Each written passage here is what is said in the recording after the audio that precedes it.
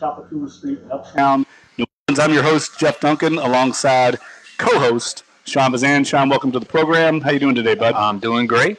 Hey, it's a fun time right now. LSU's winning, Saints are winning, so it's a good sports weekend. Yeah, we're not digging ditches in our business, so we're enjoying every minute of the success that all the local teams are having. We got another action-packed show here at the NOLA Brewing Tap Room. A great crowd out tonight. Free wings, can never beat that, and obviously all the great beers that we have on tap here. I'm drinking a Syncopation, by the way. First time I've had this. New IPA, very smooth. Probably going to have more than one, Sean, and partake in some of those wings when we get done. But before we do that, we're going to get involved a little bit in some of the sports talk action. Obviously, a big weekend coming up for the New Orleans Saints as they go up to Minnesota, a place they haven't had a lot of success. And before we get into that game, before we get into the Minnesota Vikings, let's talk about last week's games. I haven't had a chance to talk to you about that Ravens game. I thought it was maybe the most impressive game of the season for the Saints, considering the circumstances. They're down 10 going into the fourth quarter against a good team. What were your thoughts on that game? I completely agree. I felt like it was a different style of victory, and it proved, as Drew Brees said after the game, you can win in more than one way. They had to kind of play ball control.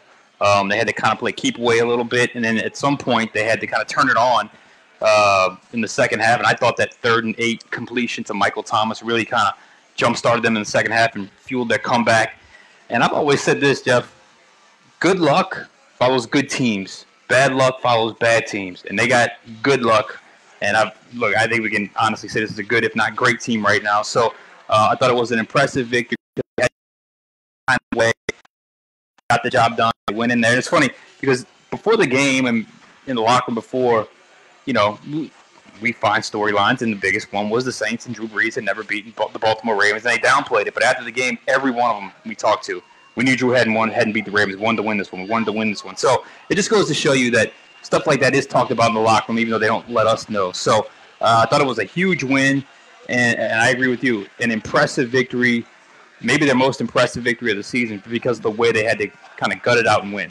Yeah, and I thought it was interesting afterwards. Look, we've covered a lot of games over the years, both of us, and you're used to going to, hearing things from both locker rooms, but I thought the way the Ravens players talked about Drew Brees was very impressive. One, it showed a lot of class. I mean, they lost a heartbreaking game, and yet they still tipped their cap to Brees and his performance, and you really got a sense from some of those veterans, guys like Terrell Suggs, Eric Weddle, Pro Bowl level players, just how well Drew Brees played in that game. Well, it was a heartbreaking loss. I don't know if you saw that Joe Flacco mic'd up after NFL Films had him, and he went and just spoke to Drew. He was just so kind, and so you would think at that moment he would have been really upset with the way the team lost, and he just maybe any other quarterback, any other circumstance, he's not like that. But with Drew, he was. I've never heard Terrell Suggs talk about another quarterback the way he talked about Drew Brees after the game. So I think you're right. I think people are, they have an appreciation for what he's given to the game, what he's accomplished, and this was really kind of the last little check mark. It was the one thing it was on his resume. It was probably gnawing at him a little bit, and he finally got it. Well, you do a great job of breaking down the game film each week for Fox 8, and I'm sure you rewatched this game, and one of the things I wanted to pick your brain about were a couple of those plays that Brees made.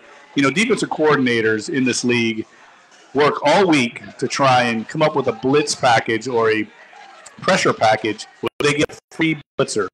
And twice in this game that I know of, Wink Martindale drew up a blitz, and the Saints had nobody blocking these guys. And Drew Brees, not only did he get out of the pressure, avoid the sack, but he made a play downfield. Those are back-breaking plays for the defense, and it's just remarkable how you can still do it at age 39. Those are the types of plays that win you games, because if it's a sack right there, then the momentum completely shifts or remains with one team. There was the one play where he kind of backspun and hit Dan Arnold, who was doing kind of a fake chip and run to the flat, and it was a 3rd and 10, got the first down. And then there was the 3rd and 8 call where he's basically falling down and makes the play. Wrapped up. Those are game-changing plays where if he doesn't make that play, I'm not sure the Saints come within 10 points of losing that game. And instead, they rally to win that game. And it just goes to show you, look, you can have everything planned, everything ready to go. And even Drew, who is a quote-unquote pocket passer, is still athletic enough to make plays and make the type of throws that literally win games. And that's what coaches talk about when they say it's a player's game. They can draw up all these plays all they want, but Wink Martindale had as good a design as you could get, and a better player, beat him on that play. Talking about Drew Brees. Now, you talked a little while ago about the downplaying of the storyline about Drew never beating the Ravens. Well, switch gears to this week. We're hearing the same thing. We're hearing, and you know what it is, Sean. Sean Payton goes in every week. Message, and then routinely when we get into the locker room on Wednesday, we start hearing a lot of the same the same message over and over. And the one we're hearing this week is, this is not a robbery, it's just another game. It's just another game. I'm calling bumpkus on that. I don't believe that at all. Completely agree. And your colleague Josh was on our show last night, Katzenstein, and he said, revenge is it's part of the human condition. And it's even worse in sports. I mean, to get revenge on a team that ended your season in such heartbreaking fashion, that is going to be fuel for their fire this week. But I tell you, and we talked to Marcus Williams, and he kind of had the familiar respect. Like he's chosen to handle it a certain way, and you can debate whether that's the right or wrong way. But it was basically, it's just another game, just another game, just another game. But we know it's not. I mean, come on, it's Sunday night. It's where you ended the season last year. You probably would have gotten to the Super Bowl had you won that game, and it didn't happen. But I tell you, from a matchup standpoint, I'm still trying to figure this one out, and that's probably why the spread is what it is right now. Yeah, it's even money right now. I think it started out the Saints were a couple point underdogs. I do want to point out one of my favorite players on the team, not because he went to the University of Louisville, although that's a big factor here. Sheldon Rankins, very honest, and he usually is. And he said today, I don't know if you saw this, he said, I'm not going to sit up here and lie to you. We want this game. We want it. We put it past us, but we haven't forgot it. We want every game, but obviously this holds a little bit of a different feel in his mind. Very honest. It's refreshing to hear that, because I think that's exactly the way they look at this game. I think that's 100% true. That, and I think that is probably the clearest indicator of the team's psyche heading into this game, the team's mindset heading into this game, is we haven't forgotten, and it's fueled.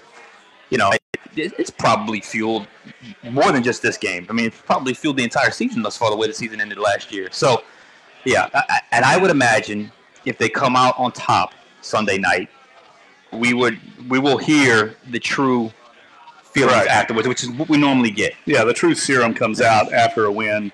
It did last week, and if it happens again this week, you can bet that locker room's going to be raucous. So this week, Saints made a little news. On Tuesday, they traded for Eli Apple, cornerback from the New York Giants, traded a fourth-round pick this year, a seventh-rounder in 2020. I say this year, I mean 2019, and then in 2020, a seventh-rounder. A guy that's had a little bit of a checkered career, but was a former top 10 pick in 2016. Clearly, the Saints know this guy because their entire secondary is from Ohio State, just about, and he's a former Ohio State guy. What was your thoughts and read on that trade? My initial thought was, okay, Patrick Peterson's probably not coming now. Eli Apple's interesting because I think purely football on the field, I do think he's an upgrade over King Crawley, who has lost all his confidence right now. I agree. I think he's regressed, and I think it started week one, and it hasn't gotten any better. I don't think Crawley is as bad as he's playing right now, if that makes any sense. So it's all up here. It's all between the ears. I mean, you saw it on that 4th and 8 throw to John Brown that he's playing 10 yards off and drop back on the play. So to beating the Saints is if explosive team essentially makes more explosive plays. So you got to plug up that hole, and I think they did that somewhat. Now, I don't, as a number 2 corner, I think he could be a good player, and I think ultimately if they were 5-1 with King Crawley. So if he's the difference, then absolutely it's the right move. 4th-round pick, okay, I can live with it. I think it's a little high, but I can live with it, especially. But they don't have a 1, 3, or a 4 next year. I thought it was interesting that Sean Payton said that he's going to try to get a couple of those picks back. We'll see what happens. I know the player in my head who I would think would be one to maybe be trade bait. But I think ultimately, and if he comes to the Saints and has locker room issues, his next stop will be unemployment line, because if it's not going to work here for him from a locker room standpoint, it's not going to work anywhere. Right. He's got former teammates. That media is cut probably by 70% that he's going to have to deal with, and it's a smaller market, and it's a really good locker room. He mentioned how fun it looked like, how much fun it looked like the Saints were having when they played the Giants a couple of weeks ago, and I can only imagine how that must look to a team like the Giants, who they look like they're miserable right now. So I think all signs are this guy was worth the risk, but we'll see. I do know this: the players have ownership of that locker room, and if he is not with it, if he's not the teammate they want him to be, they will, without question, let him know about it. Yeah, they got such great leadership on this team, and in that position group, it starts with Kurt Coleman, the safety, who's from Ohio State, but he's a veteran guy. That's one of the reasons they brought him in. He hasn't played all that great this year. They want him to be basically Roman Harper, the guy that's the coach in the meeting room, coach on the field, and that's what Kurt Coleman's going to do. And I also think he'll keep any Eli Apple problems in line. And I agree with you 100%. I don't know how much of an upgrade he is. Probably talent-wise, he's probably very similar to Ken Crawley. But Ken has lost his confidence. There's no question about it. And it's almost like a golfer. You just see him struggling with every putt.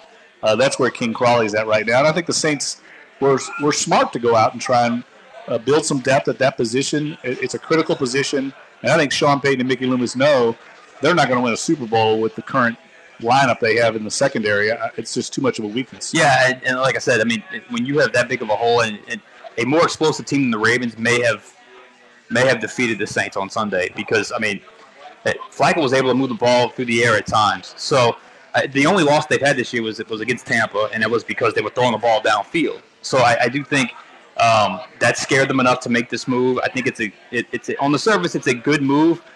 Look, I wanted Patrick Peterson too. I think he's an elite shutdown corner in the NFL. They don't come around very often. But what did the Saints realistically have to give them? Right. And it wasn't going to happen. It wasn't going to happen, and Arizona was pretty adamant it wasn't going to happen. Right. I mean, they wanted him around. Talked to some people in Arizona. They were not going to let him go. They need him to rebuild around. He's one of their linchpins of their organization. This is a guy that they want in the locker room. They know what kind of character he's got. So really, even though he wanted to get out of there, they quickly brought him back in line. It reminded me a little bit of like what was going on with Odell Beckham Jr. This year in New York, and management got involved and got him back on the same page. But you're right; he would have been a perfect fit for this team. Oh, I think if they got him, they would be a favorite to win the Super Bowl. Now, I will say, in Eli Apple's case, he seems to be he can play. Which Dennis Allen wants to play man with his corners, press man with his corners most of the time, because they want to kind of use those safeties as chess pieces. They want to get Von Bell down in the box. They want to blitz him. They want to disguise things. And when you're having to play so much soft zone, you just limit your opportunities to do that. And I think that was really where this is coming from. So I think he'll be an upgrade. And if he's an upgrade and he blends in with the locker room, I think it's worth it. 4th-round pick. Look, the Saints cut their 4th-round pick this year. Was it Rick Leonard? Yes. They cut him. So some 4th-round picks turned out to be Jari Evans. Some turned out to be Rick Leonard. But at the end of the day, it's whatever chips they had left, they pushed it all in, because they're in win now mode, Super Bowl now mode. Yeah, and I tell you mentioned the soft zone coverage that the Saints are playing. I think that's had a direct impact on Marcus Williams. He's been largely AWOL this season. He made the big pick against the Browns, but otherwise hasn't made hardly any plays on the ball. And I think he's playing in a totally different scheme now than what he was playing last year, where he was free to roam and deke the quarterback and all these things. Now he's back in this kind of two deep coverage. They're doing a lot of a soft zone, as you said. Well, they don't want to get beat over the top. I think it's smart. I actually think it's smart with this team. It's worked. The last few weeks they haven't given up. They've been holding teams around 20 points a game. So I really believe that this is an area that they need to shore up quickly if they can, get Marcus Williams back on track. What's your thoughts on Marcus Williams' season so far? Average. Thought he'd be a little bit better. Yeah. But I think some of that has to do with what you're saying, that they're playing more zone, playing more him back deep. They're terrified of getting beat deep right now because they don't trust one side of the field. But I think you also see his value. All you have to do is look at the Ravens' last touchdown. Von Bell played that play so poorly. The last touchdown of the game where Ravens scored, what was it to John Brown? John Brown, right. Yeah, John Brown. I mean, first off, look where Kurt Coleman's lined up. between the hash and the sideline. Look where Von Bell is lined up pre-snap, who's on the hash. Lattimore plays it perfectly. There's no one coming at Von Bell, so the only real read he's got is to that outside receiver, and he gets caught peeking in to Flacco, and he's too late to get over, and they kind of hit him in that cover 2 window. So I think Marcus Williams definitely is a difference maker because I think him on that field, on that play, makes a difference. So I do think he can play better. I think he knows he can play better, but hopefully this move kind of unlocked him a little bit to be the freelance, kind of roam and just kind of jump routes and bob that, great free safeties often do. Yeah, and I'm waiting to see it because I think you're exactly right. Dennis Allen wants to play more aggressively than he's playing right now. And I think this move was also made with the future in mind. Sean knows they're getting ready to play the Los Angeles Rams, who have a dynamic offense, and they need somebody who can hold up because they've got 2 or 3 really good receivers, and they got a good quarterback. Do you think he plays this week, Eli? I'm leaning towards yes. I think he will. Yeah, I'm leaning towards yes. I think he got here in enough time. I think he can have enough of a grasp on the responsibilities they want him to do to at least get a significant portion of the snaps. I think he's going to play. I don't know what. I think they'll have a package for him, and they'll get him out there and get his feet wet. And if nothing else, he just adds another young set of legs to a very critical position, gives them depth. You never know. If P.J. Williams goes down or King Crawley, I mean, this team was hurting for depth too. So they couldn't afford another injury there, and those things tend to happen at that position. It can happen, and I feel like the NFL is all a game of depth, right? It's all about, okay, where are you strong and what spots and what places can you most manage injuries and which places can you least afford an injury, and sometimes that can make or break your season. So hopefully the Saints can manage here with adding on the surface looks like a quality, at least a decent number 2 corner in the NFL in Eli Apple. Earlier this year, the Saints caught the Atlanta Falcons at a very good time. It was right after Keanu O'Neal had gone down, Deion Jones went down. Their defense, as we've seen, has just been decimated, and the Saints riddled them. I think they scored 40-something points on them. Atlanta could not stop them, and they haven't been able to stop very many teams since then. Looks like they're catching the Vikings at the exact right time, too. Today, talk about catching breaks, man. I know. This is what it is, a season of destiny. Sometimes it happens. Looks like Dalvin Cook's going to miss this game again. The great running back out of Florida State, very high draft pick. He's been out now 4 or 5 games. He's missed. Anthony Barr, linebacker, has a hamstring injury. He's very questionable. Cornerback Xavier Rhodes, one of the top corners in the league, has a sprained ankle. He's missed time this week. They're banged up. It's not just bodies, it's key bodies, and that's always important. I mean, the difference makers are going to be really, I think the Saints are catching Minnesota maybe at a good time because defensively, as stout as they are, they're going to be missing some key pieces. I go back to if the Saints can hold their own at the line of scrimmage, I think they'll be okay with those injuries because obviously their pass rush is significant. Daniel Hunter is second in the NFL with sacks, 7 and Everson Griffin is back. I think he's going to play. Griffin is back. Hopefully, whatever issues he had worked out is, worked out. But I think this game, for me personally, when I look at a defense that gives up that only allows 23% conversions on third down, I think to myself, if the Saints convert 23% of their third downs, they're walking away with a loss. It's not happening. They're not winning that game. Plus, on the flip side, I think the corners in the secondary have got to be able to somewhat contain, which is, to me, he may not be the best receiver in the NFL, but he's certainly having a great year, and Adam Thielen and obviously Stephon Diggs. So you got to figure out a way to contain those guys, and Kirk Cousins is a guy that can be explosive with his arm. Yeah, I'm eager to see. Are they going to put Marshawn Lattimore just straight up on Adam Thielen? I think that's what they'll do, but he runs a ton of crossing routes, and I'm just curious if that's how they want Lattimore to go because he's going to have to run a lot. Yeah, he'll have to run a lot. It's exactly right. That's a key matchup, and if they can pull that off and he can have some effect, it's really going to help out the Saints' defense. But no one's slowed down Thielen. He's got 7 straight games of 100 yards. That's close to a record, I think. I think he's on pace for 1,900 right now, which is incredible for receiving. The Saints have really struggled historically against the Vikings. Always. The Vikings lead the series 22-11, and up in Minnesota, I was just counting it out here as we were talking, the Saints are 3-14 all time in Minneapolis. I'm going to say off the top of my head, the one they won was 2011. Correct. Okay. Yeah, they went up there. I can just recall as a kid watching Saints whenever they played the Vikings. This is my first game I ever remember watching was that '87 playoff game against the Vikings, where they whooped up on the Saints 42-10. But and then then was the famous game I remember covering in 2000. Saints win their first playoff game against the Rams, and they go up there and just get crushed. Yeah, that was Dante Culpepper, Randy Moss, that group. They were a dynamic offense. Yeah, historically, the Saints have just never. It's just one of those teams they've never matched up well with, regardless of coach, quarterback, players. Doesn't matter. So those were cut out for them. All right, well, we'll get our picks on this later when we do our Fearless Forecast. Let's switch gears, go to the college gridiron, and talk a little bit about this big game coming up in 2 weeks. We still got some time. LSU, Alabama, of course. It's the biggest game in college football. I think that's fair to say. Maybe the biggest game we've seen at Tiger Stadium in at least 5 years. You could make a case there was another big game against Bama a few years ago. But certainly one of the biggest games in Tiger Stadium in the last decade. What do you think? Ed Orgeron came down and spoke to the New Orleans Quarterback Club on Tuesday, and he seemed pretty darn confident. I mean, I don't think he thinks, oh, yeah, I know we're going to win this game. He's not that confident. But I think he feels like they're going to be in this sucker the whole way. Absolutely. And his team's playing confident. I thought the Mississippi State win was huge. They had to grind it out a little bit, but they still ended up winning pretty comfortably. I think that ensures, at worst, 9-3, but probably ensures 10-2.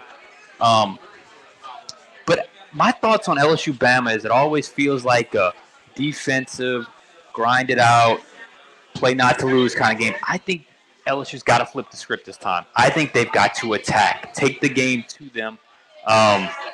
If that means throw deep, so be it. If that means blitz two or more, so be it. I think this LSU has to quote to borrow a phrase from Trump, play to win this game. I mean, take the game to Alabama. You got the crowd on your side. I think this is not the time to be cautionary. I think this is the time to be aggressive. What about, maybe a fake punt here or there? Yeah. Something like that. Mm-hmm. Get like an extra possession. I mean, I thought Peyton's fake in Baltimore was a prime example of like, yes, we're taking this game to you. Yeah. You're going to have to react to us. And LSU's going to have an incredible home field advantage. That crowd's going to be into it. There's no reason why you shouldn't be aggressive. The same way Ed Orgeron was aggressive against Georgia. And I've told my national colleagues, a lot of them have asked me what my thoughts are on LSU, if they're a fluke, if they're just catching teams, at the right time. I told them absolutely not. This team is anything but a fluke. They play great defense. They've got probably 6 or 7 NFL players on their defense.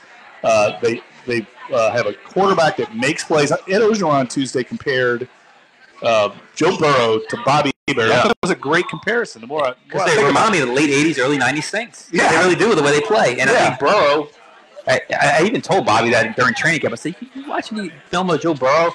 Oh, yeah. How he talks. Yeah.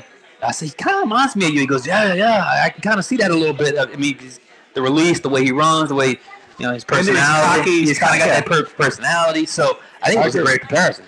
No, I love the comparison. Yeah. And that's exactly the kind of guy you need when you run, when you have a great defense, great kicking game. You're right. It's a really good point about the Saints comparisons. Great defense, great kicking game with Morton Anderson, Cole Tracy, one of the top kickers in the country. He's lights out. He reminds me of John Carney in that he's automatic, 45 and in.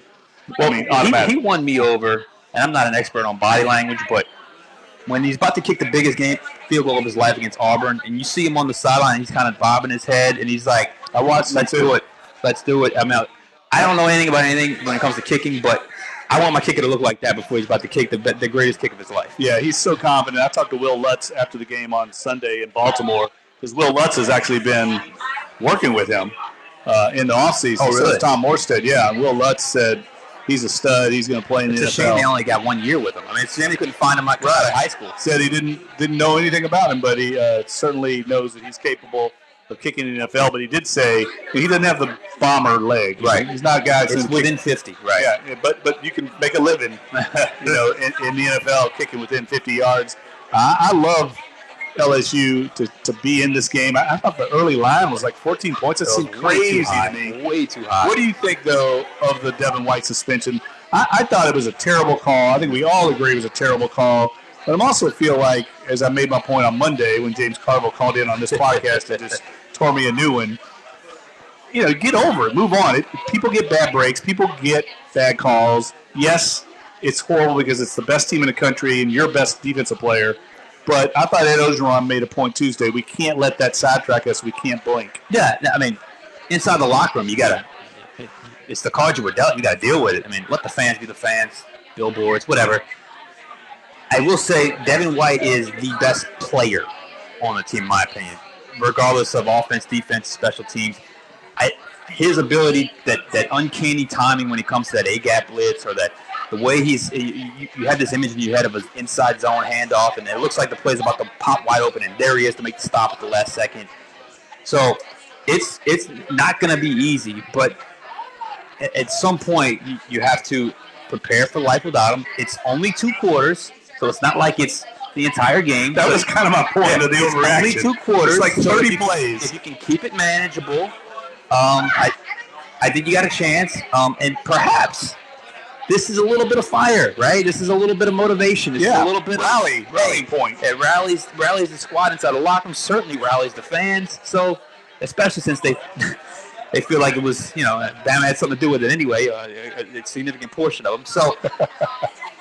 I think, no conspiracy theory. I think, if you want to talk about the rule, I'm okay with the ejection, even though I think that's a little harsh given what we saw. But for it to carry over into the next game, to me, has to be reviewed. But that's neither here nor there now. They have to move on and do what they can and play without 40 for the first half. Well, we had Pete Thamel, national college football writer for Yahoo, worked at Sports Illustrated and the New York Times. We had him on a couple weeks ago. He actually came in, visited us here. He was during the Georgia week. Mm-hmm. And Pete said he thinks this Alabama team is the best team he's seen in the 16 years he's covered college football. Better than did he cover the 01 Miami Hurricanes? Well, then probably right before. No, so probably wouldn't include them. But his point is you got Alabama with this lights-out defense, the great coaching they've got, and now they got an NFL quarterback, which they never really had a playmaking NFL quarterback. I don't know. That was his thought process. What are your thoughts on Bama? Yeah. Are they beatable? The talent is there, but I think the problem with Bama while they blow teams out is every opponent they have has that opinion of them, and it's almost like this fear. And I've watched a ton of Tua, great player, but he makes a lot of plays doing freelance stuff, and I feel like he never gets blitzed. Take it to him. You know what I'm saying? Take it to him. Make him feel uncomfortable. If you get beat once or twice, so be it.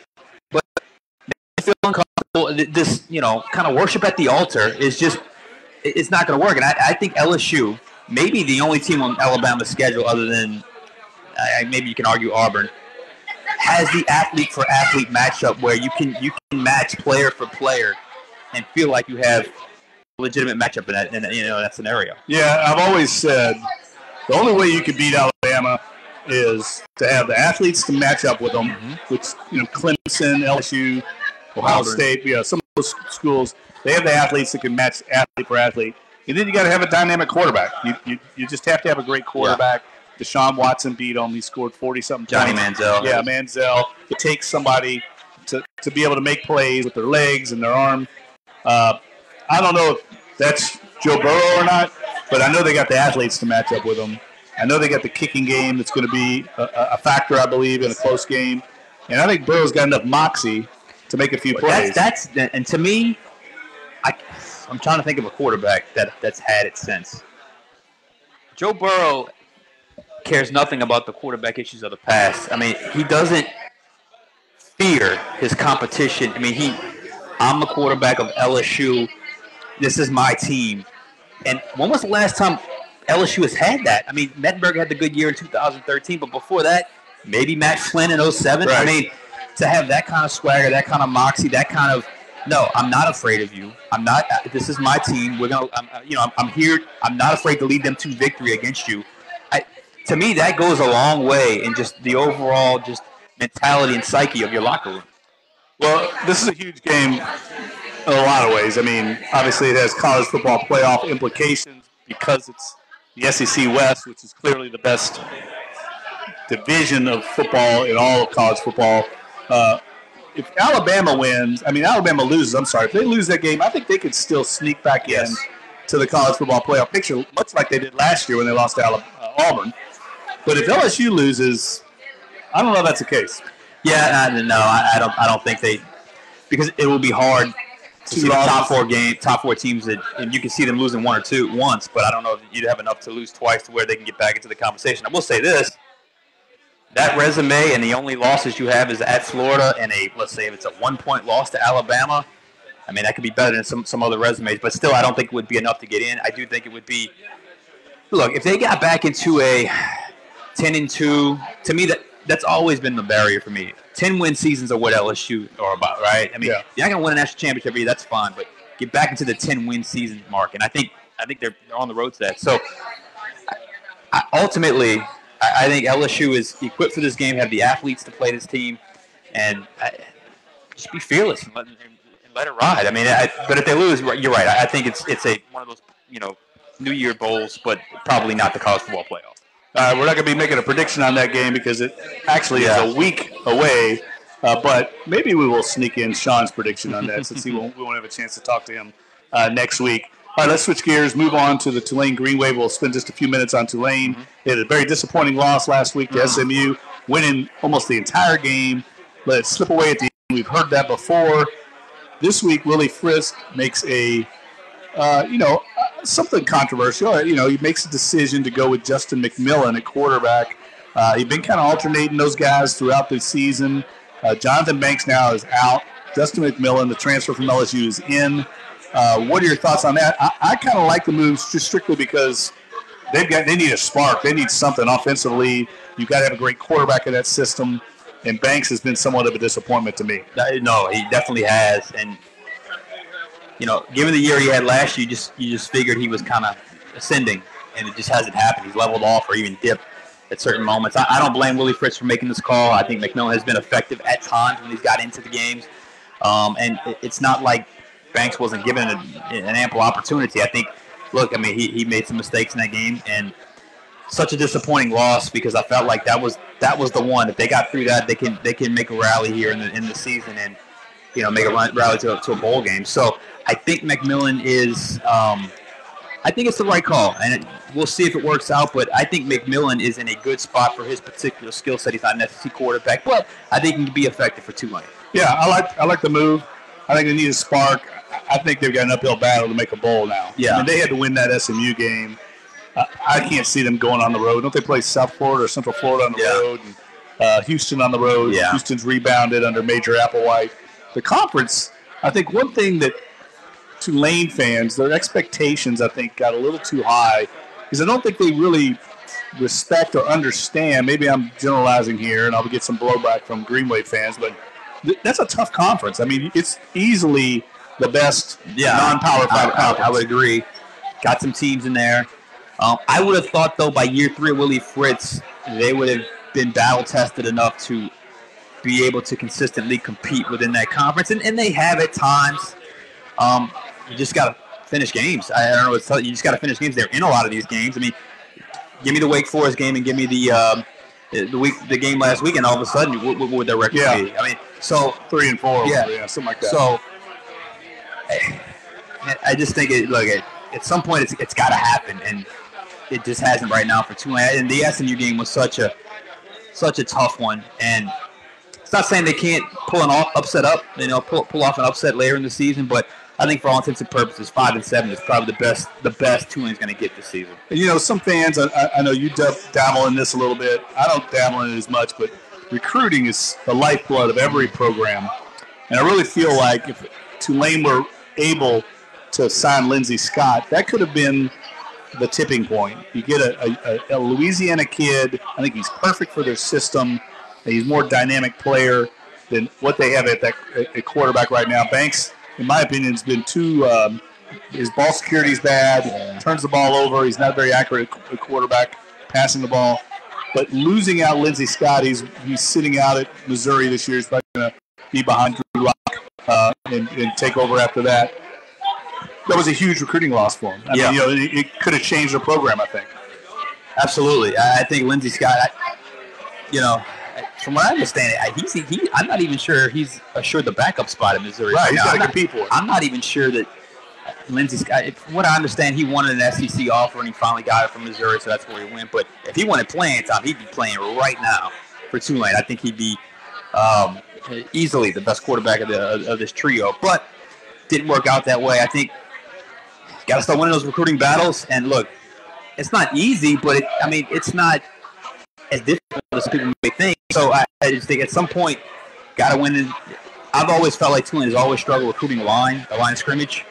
If they can figure that out, maybe they'll have a chance here. But what is this, year 3? So at what point do you say, okay, the Willie Fritz era, it has to be it's not going to be this year, obviously, but it has to be now. So we'll see. Yeah, I brought this up. I ran into Terry Fontenot, the Saints pro personnel director. Tulane guy, right? Yeah, in the locker room. Yeah, we were talking about Tulane. And Terry was he's saying, look, I think they're on the right track. He thinks Willie Fritz is a good coach, and I think we all agree that. Yeah, Tell he's a good coach. But the recruiting is where they've got to make hay. And so I brought up a good example is Cameron Tom and his brother Zach Tom. I called up, he's the backup center at Wake Forest. Mm-hmm. Both from Baton Rouge Catholic. Neither one of them got offers from LSU, but both of them clearly are good enough to play at LSU and good enough to play certainly at Tulane, but good enough academically.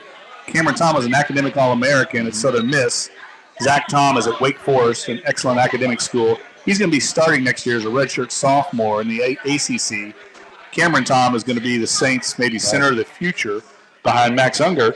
There were 3-star recruits, and they're the kind of kids that Louisiana's full of. But you've got to identify them and find them and get them to go to Tulane. They're linemen, too, which it speaks to your point. Excuse me. And this class coming up right now, top-heavy, but it's also have a ton of those kids you're talking about. And you know the school that's really racking them up? ULL. Tulane has got to be in that mix. We're talking about the kid out of E.D. White, Brandon Lejeune. There was the Chandler Fields, the quarterback from Rummel. There's 5 or 6 3-star Louisiana kids that are all going to go to ULL. Don't be surprised if that team is successful in the next couple of years. Those are the types of players, to me, that Tulane has to not just be in the mix for, but they have to win. They have to get them.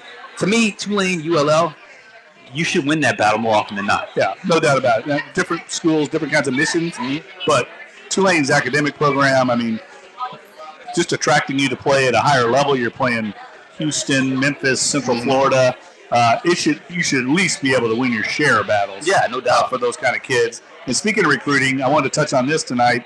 John Emery, the great running back at Destrehan High School, who our former recruiting analyst, Jimmy Smith, said was the best running back since Leonard Fournette in this area, has decommitted from Georgia. And I'm wondering if he might be having second thoughts and maybe heading up to Baton Rouge. What are your thoughts? He could start as a true freshman at LSU. Yes. I think that's what he sees, right? There were three other running backs in this class at Georgia. From my mind, look, with all due respect to Sopsher out of Amite, a couple other, Cardell Thomas out of Southern Lab was going to LSU. To me, John Emery, him and Derek Stingley are 2 best players in the state. We call a ton of Destrehan highlights in our highlights on our Fox 8 Football Friday show. And last year and this year, Emery, to me, best running back in the state by far. That's the kind of player, if you're Ed Orgeron, you just got to get. You just have to get. He was committed to Georgia, but there was, Jamar Chase at this point last year was committed to Florida, and it obviously worked out in LSU's favor. I think that was always their approach. They felt like they were in good standing. They can get John Emery. That's the one, because you also have Stingley, you also have Thomas. That's the one for this class. Yeah, and it's very similar to when they lost Travis or Etienne. He goes to Clemson. Now he's having an unbelievable year at Clemson, and it's going to be an high NFL draft pick. Those are the kind of guys LSU has to get. Ed Orgeron knows that, and I think they're making inroads there. It sounds to me like he's made John Emery a top priority, and I think that's going to happen. It seems like it's just a matter of time. All right, let's move on to our fearless forecast, where we always make our picks. I'm going to put you on the spot. But let's start off in the college ranks. We were talking about Tulane just a second ago. They're 2-point underdogs. They go to Tulsa this week, kind of a middle-of-the-pack game in the American Athletic Conference, but somebody loses this game, they're pretty much done as far as going to a bowl. You like Tulane, you said. Against my better judgment, I'm going to go with Tulane. I had this when I was looking at their schedule a few weeks ago. I had this kind of penciled in as a win. I thought last week they should have won that game. I didn't get a chance to watch. I watched more highlights and a few of the replay, but it felt like Tulane had that game in the bag. So I'm going to go with Tulane at 2-point dogs. I'm going to take Tulane, the Green Wave, in a victory. I'm going against you there. I'm taking Tulsa, okay. But I have no other reason in the Tulane. I just feel like has played up a string a little bit, showing a little desperation going to Justin McMillan. Maybe it's the spark they need, though. Certainly, it's a toss-up game just by virtue of the 2-point line at Tulsa. All right, Texas A&M in the SEC West goes to Mississippi State, who we just saw last week against LSU. I was really impressed with Mississippi State's front seven. Mm-hmm. They got some dudes in that front seven, man. They're going to play in the NFL.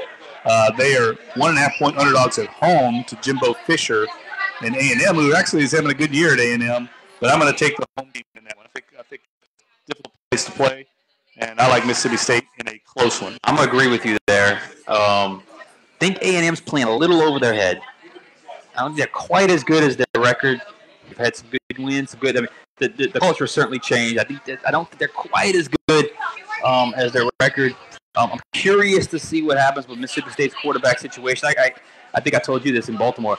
I gained a greater appreciation for Dan Mullen after that game last week with the way Nick Fitzgerald has just completely regressed. I mean, he would look like an All-American under Dan Mullen. Felipe Franks, who was nothing under the name McElwain. Yeah, all of a sudden looks like a pro against LSU. So I'm going to go with the Bulldogs though because I think when it's all said and done, they are slightly better than the Aggies.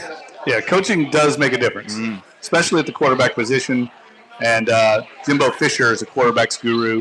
I think they got a better quarterback right now than Nick Fitzgerald, but I think everything else favors Mississippi State. Okay, the other big game in SEC, the cocktail party. Georgia, Florida. They always play this game on a neutral field. I think it's in, Jacksonville or something like that. Yeah, that area. Georgia, -7. I believe this is the first time they played since taking that spanking against LSU. They're 7-point favorites against Florida. That seems like a crazy line considering how good Florida is defensively. But because of this, I'm taking Georgia. I think for some reason it just seems like it's too many points. I'm going with the Bulldogs. So can I pick Georgia to win but also Florida to cover? Yeah, of course. That's what I'm, because I think Georgia wins, but I think Florida covers. Yeah, you think it's a close game. Yeah, close, like a 20-17 type game. Because I think Florida's defense is good enough to keep them in that game. And I think Fromm has a bounce back, but Florida's got they've got some dogs on that team. They can really play. I mean, they got some athletes. Florida is never short on athletes. It was always just kind of seemed to be a mess from the coaching ranks, but I think they got the right guy now. So yeah, I agree. And I think with each week we see that loss at Florida for LSU wasn't bad at all. No. I mean, you're in the game in the fourth quarter and you lose out the very end. On to the NFL. The Saints, of course, are now at Pick'em at Minnesota. Mm-hmm. This line earlier in the week, I think the Saints were 2-point underdogs. It's moved. Most of the money's been on the Saints, I think because of all the injuries to the Vikings. I like the Saints in this game. I just feel like they've got the mental edge. They've lost this game. I think they're playing well. They're confident. That game last week gives them more confidence. I like them. They could have won that game up there last year if it wasn't for a miraculous play. I think they pull out the win in this one. Yeah, they're rolling. Got some mojo. Got that chemistry. Kirk Cousins plays well against the Saints. No, I know. He's the kind of guy that their receivers work because I think they can he'll pick out those matchups. They can make explosive plays. But sound like you're struggling. I am. I'm going to go with the Saints just because I feel like they're rolling right now, and like you said earlier, I think they're catching them at a good time. This is one of those games, Sean. Let's face it. Pick them. I mean, it's going to come down to one or two plays, right. Exactly. Just like it did last year. No one really knows. The players don't know. But I would be surprised if either team blew the other team out. Okay, also of interest in the NFC South, Carolina Panthers, who keep winning. I keep discounting them, and they keep winning. They're at home, and they're 2-point underdogs against the Ravens. That struck me as weird, that the Ravens would be favored in that game at Carolina. So I like the Panthers in that game even though I think the Ravens have a hell of a defense. Yeah, I'm going to go the other way. I'm going to go Baltimore. I think this is a good matchup for them. I think Cam Newton, while superior athletically to Drew Brees, I don't know if he's going to have the same success in terms of the short, patient passing game and rhythm passing game with that defense. And I'm going to go with the Ravens. I'm going to go with the Ravens on the road. Certainly, you could make a case for the Ravens. I mean, I was impressed with the Ravens. Yeah, I think they play. They've got to do a good job overhauling their secondary. I think they could use a dynamic running back. If they get a good running back there with the way they played, and not that Alex Collins is terrible. I mean, he's a solid player, but if they were to get a big-time back, they're going to be good. Yeah. And I could see them really making another Super Bowl run in the future with that defense. Okay, final game in the NFL slate. Green Bay Packers are 9.5-point underdogs at the Rams. That's a testament to what people think of the Rams. Yeah. Because Green Bay is a team I think all of us believe would be a playoff team this year. And they're almost 10-point underdogs going out to L.A. L.A. is unbeaten. This will be the last game the Rams play before they come to New Orleans. I like the Packers to cover that spread, but the Rams to win the game. Me too. I don't like. I've said before. I don't like spreads over a touchdown in the NFL. And last time I checked, Green Bay does have Aaron Rodgers, right? They still have him. Yes, he's still on that roster. Okay, I'm gonna go. I think the Rams still have some injury issues. Yeah, they got some injury issues. So that could be one of those. I don't know what the over/under is. There could be some points scored in that game. I'm gonna go with the Packers as well to cover, not win, to cover. Yeah, I think that's going to be a high-scoring game. I'm totally with you. And, Sean McVay is one of the few coaches that I remember really out-scheming Sean Payton last year. And I guarantee you, when they come in here in a couple weeks, that's going to be a great game. And I guarantee you Sean Payton's going to have a much better game plan. The over-under, by the way, in the Rams game, 56.5. Yeah, that's a lot of points. That's the most in the league on that season. So 56.5 points as I'm staring at Bradley Handwerker, who's still depressed over Georgia losing to LSU a couple weeks ago. A very proud Georgia Bulldog alum. All right, well, that will wrap it up for the episode 12 of the Dat Chat podcast. But before we wrap it up, I want to ask you about your all's lineup because I know you all got all kinds of coverage. I was out last night in New Orleans, and lo and behold, I look up, I see the ugly mug of Josh Katzenstein, our colleague, on Fox 8's after what was the show last night you had on? Game Plan. Okay, because it was intense. Y'all were breaking down film. Yeah, break down film. So we have. I'll start from the top. We have Monday night. We have the Black and Gold review with Juan Kincaid, myself, and Deuce McAllister.